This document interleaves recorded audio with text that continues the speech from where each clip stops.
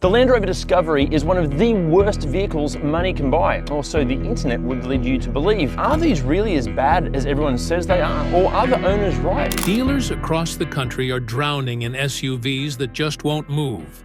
Some sitting on lots for months, even with discounts stacked high.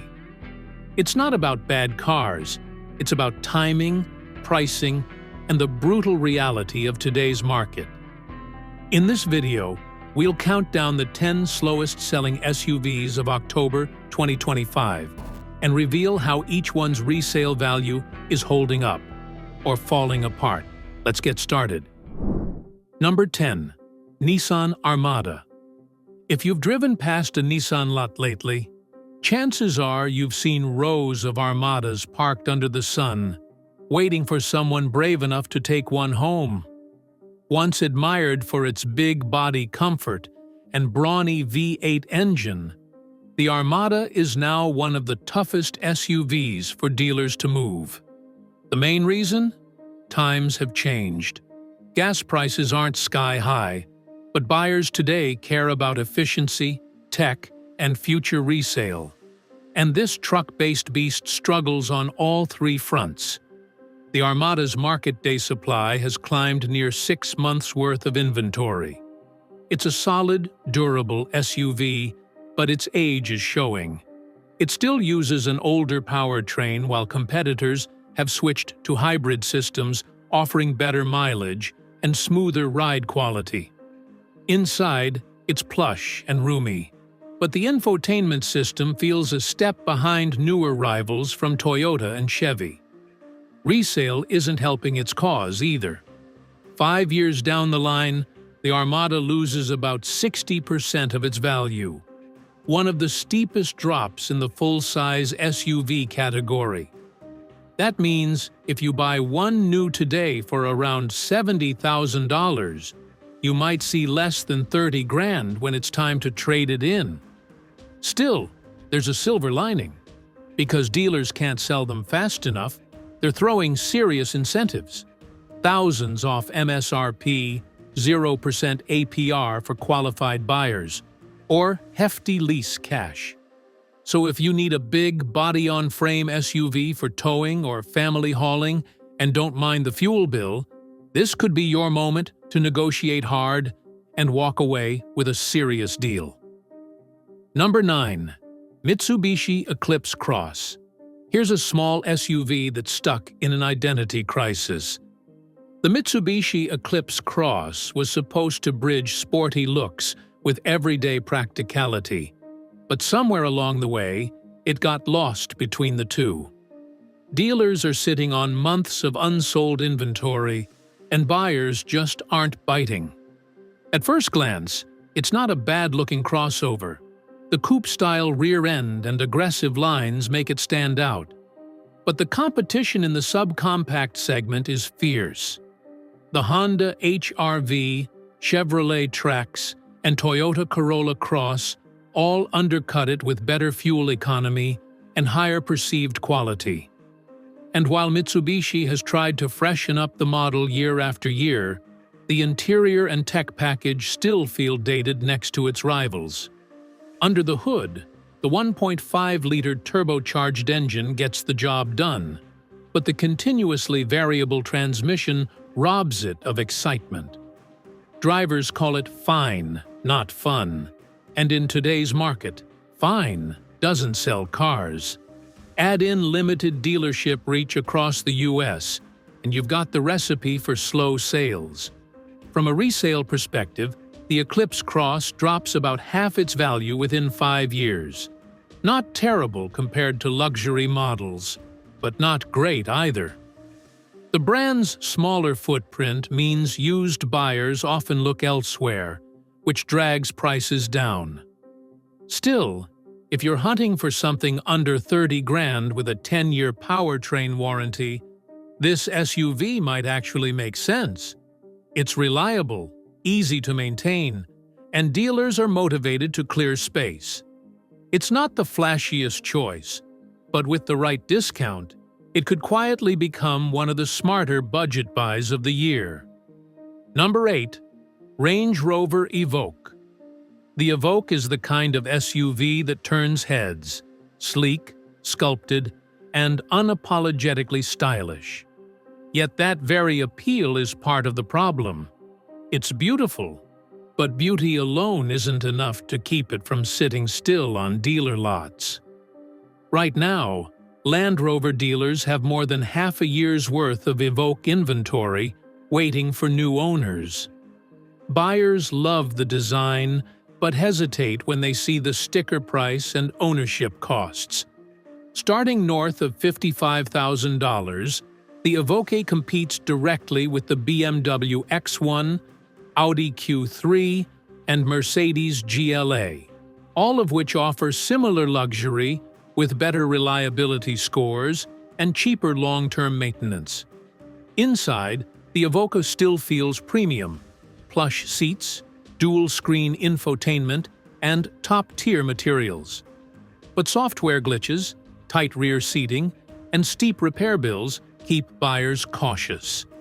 In resale rankings, the Evoque drops about 55 to 60% of its value within 5 years. A steep fall for something that looks this good. For the savvy buyer, though, that could spell opportunity.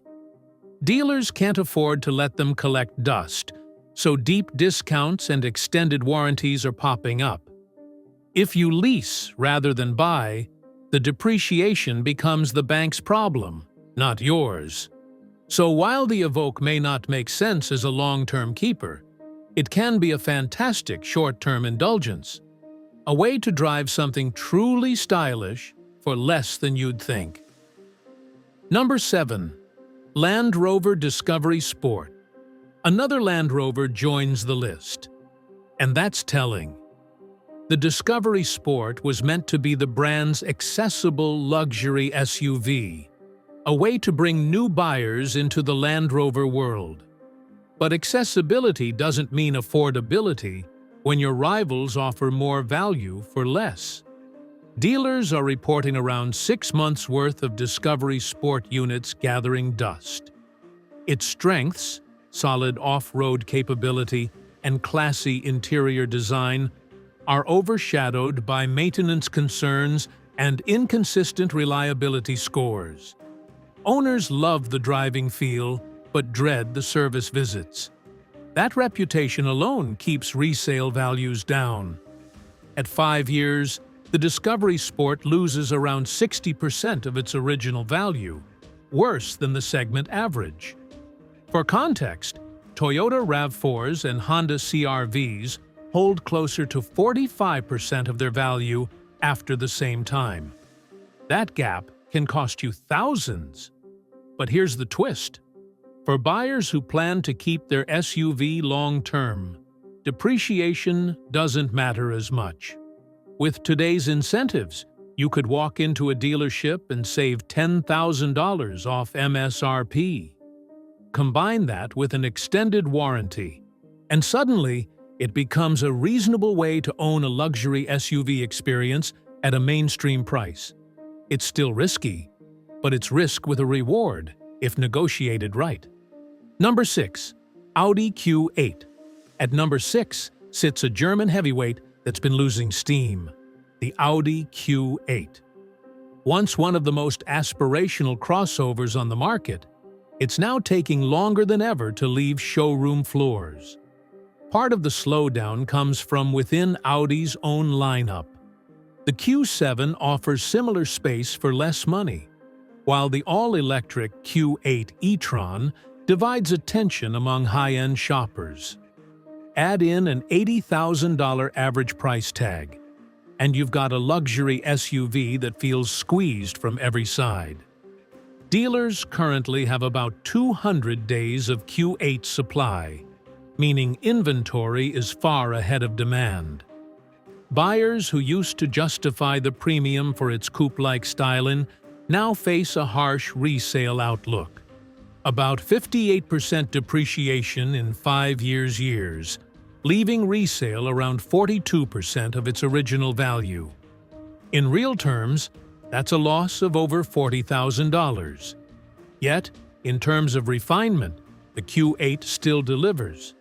Its cabin is impeccable, the V6 is smooth, and the ride quality is effortlessly composed. For buyers who lease luxury vehicles rather than own them long-term, the Q8 might still make sense. Audi's current lease programs offer aggressive money factors to help move units. But for cash buyers expecting to flip it in a few years, it's one of the riskiest bets in the luxury SUV segment right now. Number 5. Land Rover Discovery. We're staying in British territory, and yes, yet another Land Rover makes the list. The Discovery, the larger sibling to the Sport, once symbolized adventure and prestige. Today, it's symbolizing stagnant inventory. Dealers have roughly 200 days of supply sitting idle. The problem isn't performance. The Discovery remains incredibly capable off-road and delivers a plush, confident drive on pavement. The issue lies in pricing and perception. For over $70,000, buyers expect rock-solid reliability and next-gen tech, but the Discovery can't quite deliver either. Its infotainment has improved, but the reputation for mechanical issues and high ownership costs continues to haunt it. And as newer rivals like the BMW X5, Mercedes GLE, and Lexus RX 500h push advanced hybrid systems and smoother tech integration, the Discovery feels old school. From a resale standpoint, it loses around 60% of its value within 5 years, among the steepest in its class. Buyers know this, and that's exactly why it's sitting unsold. But here's where savvy negotiators can win. Land Rover dealers are desperate to move remaining stock, especially before year-end inventory audits. That means you can demand significant price cuts, even beyond manufacturer incentives. For those who dream of owning a Land Rover badge without paying full sticker, the Discovery's slow sales could be your ticket to a luxury SUV deal that's thousands below market. Number 4. Volkswagen Taos. Now we shift from luxury to mainstream. The Volkswagen Taos is a small crossover that should have been an easy sell. Affordable, efficient, practical. It checks all the right boxes. So why is it gathering dust? Inventory data shows more than 200 days of supply still sitting across U.S. dealers. The culprit isn't reliability or design, it's competition. The subcompact SUV field is saturated. Shoppers can get a Hyundai Kona with more tech, a Mazda CX-30 with sharper handling, or a Toyota Corolla Cross with bulletproof resale. The Taos feels neutral. Nothing wrong with it, nothing special either. Volkswagen's brand image in this segment also hurts. Buyers tend to associate the badge with higher-priced maintenance or European quirks, even if the Taos is built to be simple and efficient. On resale, the Taos holds around 50% of its value after 5 years. Middle of the road, neither impressive nor terrible. But because dealers have so many unsold, the discounts are significant. You'll find lease specials, low interest rates, and cashback offers everywhere. For everyday commuters who just want something comfortable, fuel-efficient, and safe, the Taos could quietly be a great deal. It's not exciting, but at the right price, it's a logical buy. And logic is something car dealers rarely reward, as well as they are right now. Number 3. Lincoln Aviator. At number 3, we step back into luxury with the Lincoln Aviator, a 3-row SUV that promised quiet opulence, but is now testing dealer patience. When it debuted, the Aviator impressed everyone with its powerful twin-turbo V6, gorgeous interior, and smooth road manners. But in 2025, competition has caught up fast. The Lexus TX, Acura MDX, and BMW X5 plug-in hybrids are dominating attention. Meanwhile, the Aviator's hefty starting price and fuel economy near 20 miles per gallon city make it a harder sell. Dealers are reporting over 200 days of supply, meaning they have enough unsold units to last until next spring at current sales rates. That's a nightmare for them, but leverage for you. On the resale front, the Aviator loses roughly 55% of its value in 5 years. Not disastrous for a luxury SUV, but worse than rivals that carry stronger brand loyalty. Part of that comes down to recognition. Buyers still don't associate Lincoln with cutting-edge reliability or tech integration.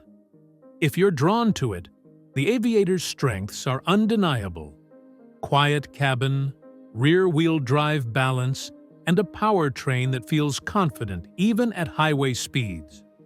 The secret here is patience. If you wait until year-end clearance events, you might score one of these near-luxury flagship SUVs for mid-level money. The Aviator might be slow to sell, but that doesn't make it a bad vehicle.